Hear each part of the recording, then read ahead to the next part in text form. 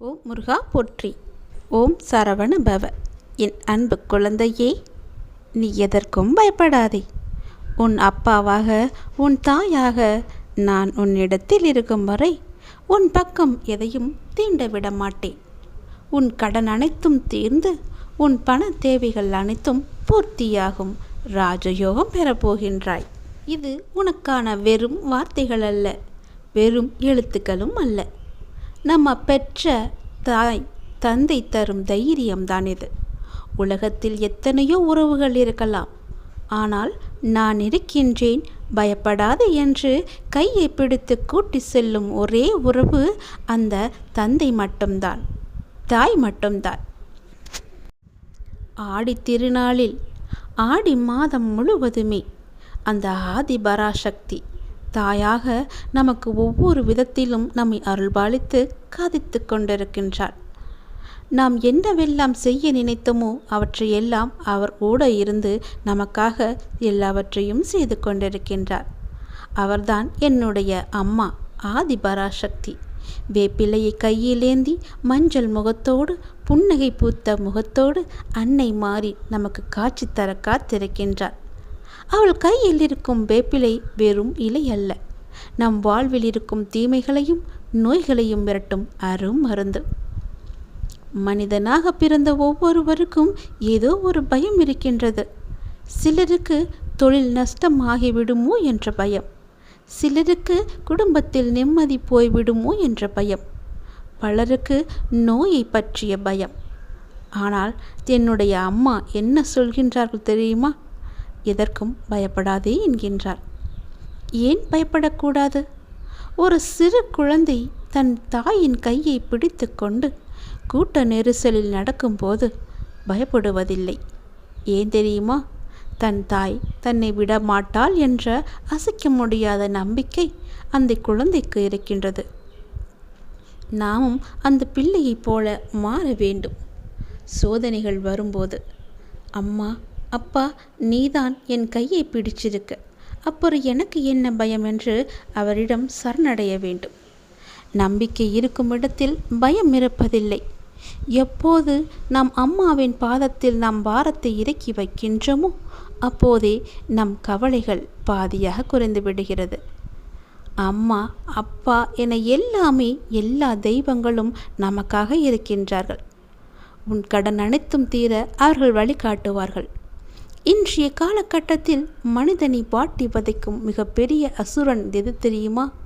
கடன். கடன் என்பது வெறும் பணக்கடன் மட்டுமல்ல, அது ஒரு மனிதனின் நிம்மதியை கெடுக்கும், மன உளைச்சல், இரவு தூக்கத்தை கெடுக்கும் ஒரு கொடுமை.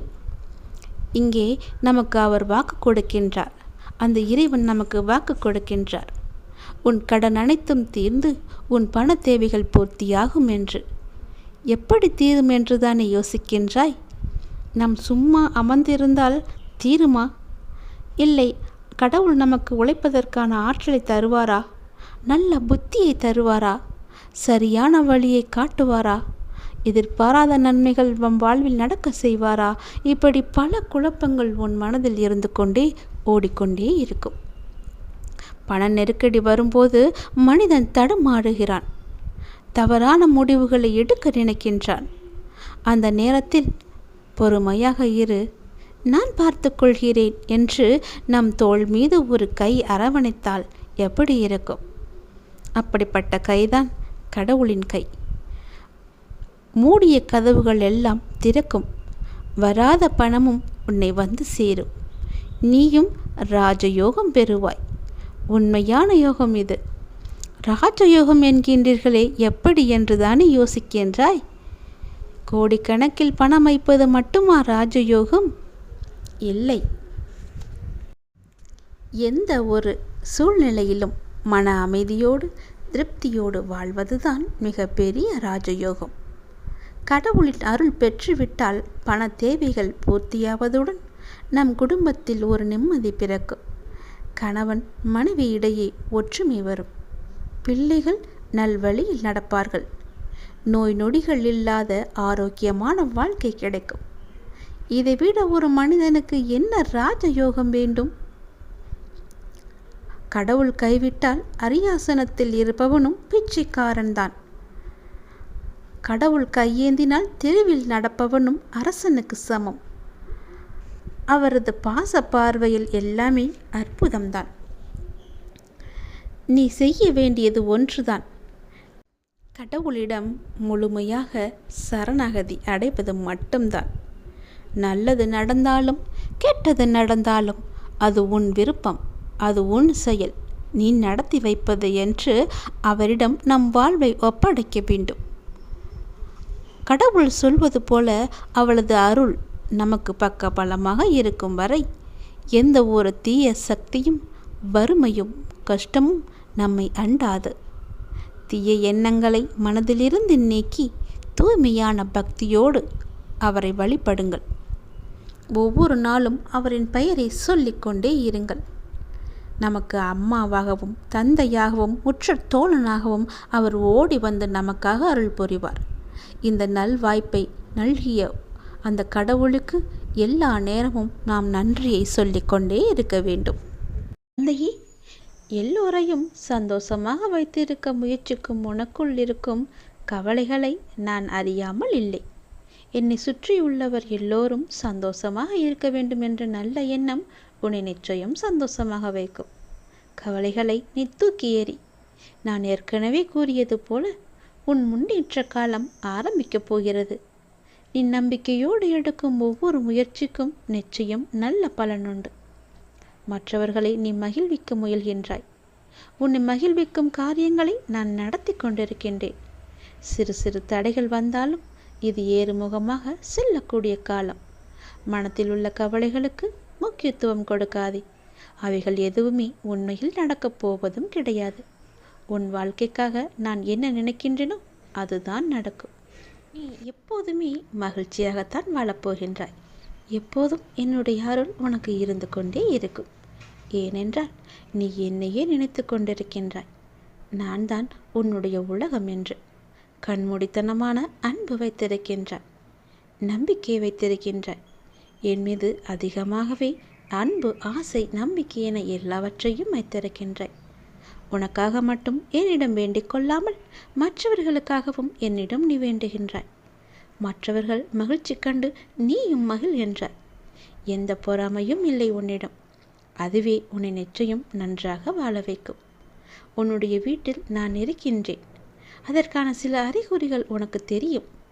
தெரியாவிட்டால் நான் சொல்வது எல்லாம் உன் வீட்டில் இருந்தால் நான் உன்னோடு இருக்கிறேன் என்பதை அறிந்து கொள். மனிதர்கள் மட்டுமல்ல, அனைத்து உயிர்களையும் நேசிப்பவர்கள் தான் நான். என்னை பார்க்க வருபவர்கள் வெறும் வயிற்றோடு என்றும் செல்லக்கூடாது என்று என்னால் முடிந்த அன்னதானத்தை நான் செய்து கொண்டே இருப்பேன். அதுபோலதான் நீயும் செய்ய வேண்டும்.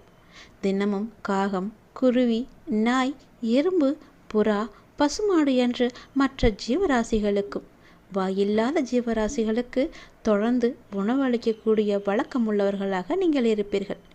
நீங்கள் 1 அல்லது 2 நாட்கள் அந்த ஜீவராசிகளுக்கு உணவளிப்பதை ஏதாவது காரணங்களுக்காக நிறுத்திவிட்டால் கனவின் மூலம் வந்து நான் தெரிவிப்பேன். அவரவர் புரிந்து கொள்ளும்படியாக வித்தியாசமான கனவுகளும் வரும். ஒரு சிலருக்கு கடையில் சென்று குறிப்பிட்ட தானியங்கள் உணவை வாங்குவது போலவும், ஒரு சிலருக்கு நீங்களே அந்த தானியங்களை சாப்பிடுவது போலவும் கனவின் மூலம் உணர்த்துவேன். கனவே வராத நபர்களுக்கு தீர்ந்துவிட்ட தானியங்கள் அல்லது உணவுப் பொருட்கள் வேறு யாராவது நபர்கள் மூலம் நீங்கள் வாங்குவது போல தெரியும். உங்கள் வீட்டில் எப்போதும் என்னுடைய நாமம் ஒலித்து கொண்டே இருக்கும். எங்கு பார்த்தாலும் என் உருவம் தெரிவது போலவே இருக்கும். பல்லிகள் நிறையவே இருக்கும். நீங்கள் எது சொன்னாலும் பல்லியின் சத்தம் கேட்டால் அது நான் தான் என்று உனக்கு தெரிய வரும். உனது வாழ்க்கைக்கு நானே பொறுப்பு. நல்லதே நடக்கும் உனக்கு. நீ முதலில் உன்னை நீ அறிந்து கொள். உலக வினை தன்னாலே நடைபெறும். நான் நடத்துவேன். நான் நடத்தி காமிப்பேன்.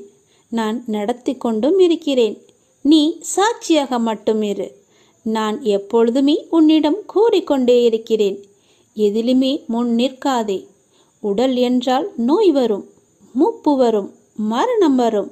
இது நிரந்தர உண்மை. எப்போதுமே உள்ளது. மாற்றமே இல்லாதது. இந்த உண்மையை நாம் மறுதலிக்கும் போது துன்பப்படுகிறோம். உண்மைக்கு எதிராக உலகம் இருக்க வேண்டும் என்று நம் எதிர்பார்ப்பு நமக்கு துன்பத்தை தான் தருகிறது. நீங்கள் சரண் செய்ய வேண்டிய எதுவும் ஏற்கனவே இறைவனுடையது அல்லவா? ஆனால் உங்களுடையது என்று நீங்கள் நினைக்கும் எதையும் விட்டுவிடுங்கள் என்றே நான் சொல்வேன். எதையாவது நீங்கள் இறுக பற்றி கொண்டிருந்தால் கொஞ்சம் தளர்வாக்குங்கள். தளர்வதே சரணாகதி, வேறு எதுவுமே இல்லை. உங்கள் மனதை ஏதாவது உறுத்தி கொண்டிருந்தால் அந்த கவலையை சரண் செய்வதே சரணாகதி அடைவது. இது ஆகுதி போலத்தான். ஆகுதி என்பது என்ன? ஆகுதி என்பது யாகத்தீயில் பிரார்த்தனையுடன், நம்முடைய பிரார்த்தனையுடன், வேண்டுதலுடன் போடப்படும் பொருட்கள்தான் ஆகுதி. எனவே உங்களை என்ன உறுத்தி கொண்டிருந்தாலும் அல்லது உங்களிடம் கவலை இருந்தாலும் அதை ஆகுதியாக கருதி இறைவனிடம் நீங்கள் அளித்து விடுங்கள்.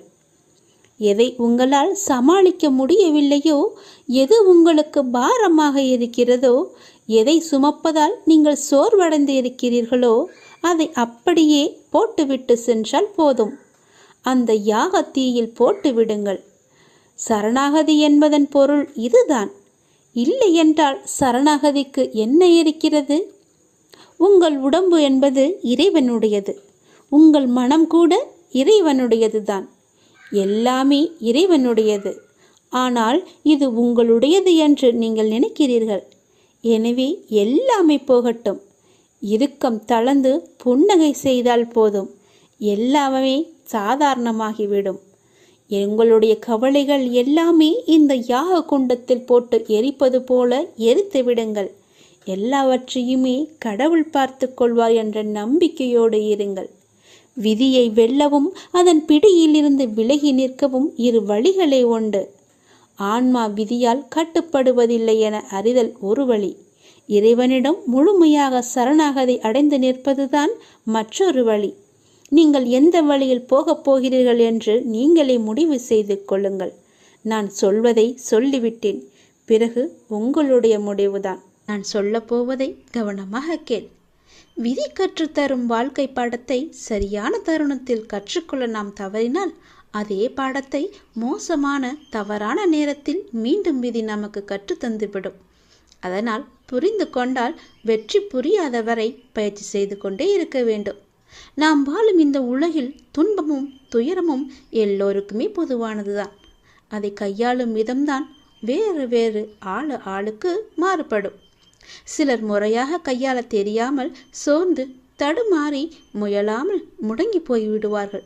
சிலர் நேரான வழியில் விடாமுயற்சி செய்து நினைத்ததை சாதித்து விடுவார்கள். ஆழ்கடல் அனைவருக்கும் ஒன்றுதான். மூச்சடக்கி மூழ்கினால் முத்துக்கள் கிடைக்கும். வலிமையுடன் வளைந்து வலை வீசினால் மீன்கள் கிடைக்கும். இரண்டையும் செய்ய முன்வராமல் கரையை மட்டும் தொட்டால் கால்கள் மட்டுமே நனைந்து ஈரமாகும். நம்பிக்கை என்பது உங்கள் கையில் இருக்கும் வரை வெற்றி என்பது உங்கள் கை கூடும் தூரத்தில் தான் இருக்கின்றது. எளிதாகவே தொட்டுவிடலாம். உங்களை நிராகரித்த இடத்தில் நிராகரிக்கவே முடியாத அளவிற்கு வளர்வதுதான் உண்மையான வளர்ச்சியின் வெற்றியாகும். சோதனைகளால் மனதை பலப்படுத்த முடியும். தோல்விகளால் முயற்சியை மேம்படுத்த முடியும். வெற்றிகளால் அடக்கத்தை கற்றுக்கொள்ள முடியும். வெற்றியை விட பல சந்தர்ப்பங்களில் முயற்சிகள் மிகவுமே அழகானவை. முடிவே இல்லாத ஒரு வார்த்தை முயற்சி மட்டுமே. கோடி முறை பயிற்சி செய்தாலும் ஒரு முறை முயற்சி செய்தால்தான் பலனை நம்மால் அடைய முடியும். தேடாத போது கிடைப்பதும் தேடும் போது தொலைப்பதும் வாய்ப்புகளை மட்டுமல்ல, உங்களுடைய வாழ்க்கையையும் தான். நான் சொல்வது உங்களுக்கான வாழ்க்கைக்கான பாடம். இதை நீ எடுத்துக்கொள்வதும் எடுத்துக்கொள்ளாமல் கைத்தட்டி விட்டு போவதும் உன்னுடைய மனதில்தான் இருக்கிறது. அதை நீ எடுத்துக்கொள்ளும் விதத்தில்தான் இருக்கிறது. நான் சொல்வதை ஒரு முறைக்கு இருமுறை கேட்டால் உன் வாழ்க்கை நல்லபடியாகவே அமையும்.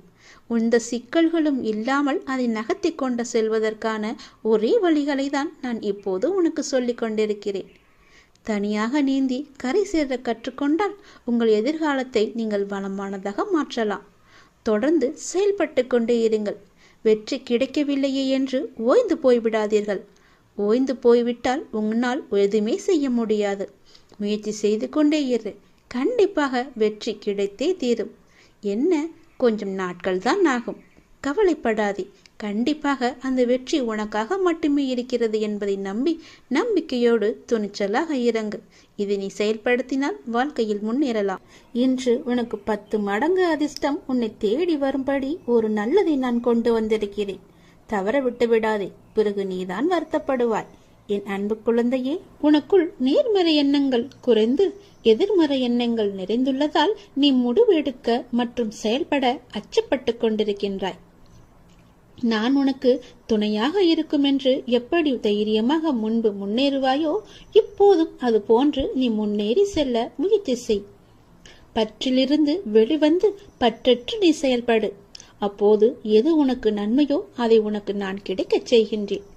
என் மீது உனக்கு நம்பிக்கை இருந்தால் நீ வாழ்வில் வரும் சிறு சிறு சறுக்களை கண்டு அச்சமின்றி உன்னுடைய லட்சியம் எதுவோ அதை நோக்கி நீ நடப்போட முயற்சி செய். நிச்சயம் நல்லது நடக்கும். என்னை எப்படியாவது இன்று வந்து தொட்டுவிடு. 10 மடங்கு அதிர்ஷ்டம் உன்னை தேடி வரப்போகிறது. தவற விட்டு விடாதே, பிறகு நீதான் வருத்தப்படுவாய். நான் சொல்வது புரிகிறதா? என்னை கும்பிட்டும் உனக்கு துன்பங்கள் தொடர்கிறது என்ற கவலையெல்லாம் இனி உனக்கு வேண்டாம். என்னுடைய கணக்கு வேறு. எனக்கு கணக்கு வைத்திருப்பவர் நான் அல்லவா? அப்பொழுது நீ யாரும் எட்ட முடியாத உச்சநிலையை நிச்சயம் அடைவாய். உன்னுடைய கணக்கை நான் எழுதி வைத்து விட்டேன். நன்மைகள் அவ்வப்போது இடைவெளி விட்டு நடக்கும். உனக்கு சில நாட்கள் உனக்கு நன்மையாக இருக்கவில்லை என்றும் மனதில் பாரம் குறையவில்லை என்றும் என்னிடம் முறையிட்டாய் அல்லவா? அது மாறப்போகிறது. உன் முகத்தில் புன்னகை தாண்டவமாடப் போகிறது. நீ மீண்டும் புத்துயிர் பெற்றது போல எழுந்து வரப்போகின்றாய். அடுத்தடுத்து மீண்டும் எல்லா நன்மையாகவே நடக்கப் போகின்றது. ஆனாலும் நீ என் நாமத்தை கூறி ஜெபம் செய்து கொண்டே இரு. இடைவிடாது தொடர்ந்து கொண்டே இரு. அது உன்னுடைய நன்மையான நாட்களை அதிகரிக்கச் செய்யும். உன்னுடைய துக்க நாட்களை குறைக்கச் செய்யும். நான் சொல்வது புரிகிறதா? எல்லா நன்மைகளுமே உன்னை தேடி வந்து கொண்டு இருக்கிறது. எதை பற்றியும் இனி கவலைப்பட வேண்டிய அவசியமில்லை. நீயோ ஒரு குழப்பத்திலிருந்து உன்னுடைய மனமானது வெளிவருகின்றது. மீண்டும் வேறொரு குழப்பத்தில் சென்று மாட்டிக்கொள்கிறது. இது எதனால் என்று யோசித்து பார்த்தாயா? இது எல்லாமே நீதான் காரணம். வாழ்க்கையில் நிகழ்வுகள் தொடர் சங்கிலியாக நிகழ்ந்து கொண்டே இருக்கும். என்னை நம்பி இருக்கும் உன்னை ஒவ்வொரு பிரச்சனைகளிலிருந்தும் நான் அடுத்தடுத்து விடுவித்துக் கொண்டுதான் வருகின்றேன்.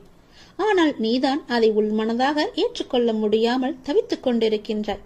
இன்னும் என் பிரச்சனை முடியவில்லை என்ற கோணத்திலேயே நீ என்னை பார்த்து கொண்டிருக்கின்றாய். உன் மனம் ஒன்றிலிருந்து மற்றொன்றை கண்டு குழம்பி தவித்து போகின்றது. இதுவும் சரியாகும். விரைவாகவே எல்லாமே சரியாகும். நான் உனக்கு துணை இருக்கிறேன். கவலைப்படாதே. எல்லாம் நல்லதாக நடக்க நான் உனக்கு ஆசிகள் வழங்குகின்றேன். இன்று என்னை எப்படியாவது வந்து பார்த்துவிடு அல்லது தொட்டுவிடு. 10 மடங்கு அதிர்ஷ்டம் உன்னை தேடி வந்து கொண்டிருக்கிறது.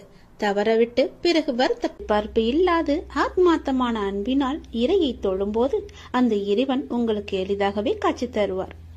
அன்பு ஒன்றுதான் இந்த உலகத்தில் நிரந்தரமாக இருக்க வேண்டும். இந்த உலகை ஆளக்கூடிய ஒற்றை சொல் அன்பு. அன்பால் மாற்ற முடியாதது என்று இந்த உலகத்தில் எதுவுமே இல்லை. அன்பு என்ற ஒன்று உங்களிடம் அதிகமாக இருந்தால் உங்களுக்குள் கடவுள் தன்னை உருவேற்றி தானாகவே அதில் வந்து அமர்ந்து விடுவார். ஒரு நாளில் எதை பற்றி நீங்கள் அதிகமாக சிந்தித்துக் கொண்டு இருக்கின்றீர்களோ நீங்கள் அதுவாகவே மாறிவிடுவீர்கள். முடிந்தவரை கோபம், பொறாமை, வெறுப்பு போன்ற எண்ணங்களை விடுத்து அன்பால் நிரம்பி நல்ல எண்ணங்களை மனதால் நீங்கள் சிந்தியுங்கள். நாம் அளிக்கும் அன்பை மீண்டும் எதிர்பார்க்கும் பொழுதுதான் நாம் ஏமாற்றம் அடைகின்றோம். எந்த எதிர்பார்ப்புமின்றி நீங்கள் அன்பு செலுத்துங்கள். எந்த நிபந்தனைகளுமின்றி எதிர்பார்ப்புகளுமின்றி எல்லோரிடமும் அன்பை அளியுங்கள். அப்பொழுது உங்கள் உலகமே உங்களுக்கு புதிதாக தோன்றும். குறிப்பாக பார்த்தால் உங்களை நீங்களே அளவற்ற அன்பு செய்யுங்கள். உங்களை நீங்களே அன்பு செய்தால் தேவையற்ற எண்ணங்களை உங்கள் மனதிற்குள் திணித்து உங்களை நீங்களே கஷ்டப்படுத்திக் கொள்ள மாட்டீர்கள். உங்களுடைய ஆரோக்கியத்தை கெடுத்துக் கொள்ளவும் மாட்டீர்கள். உங்கள் ஆரோக்கியம்தானே உங்களுக்கு நல்லது.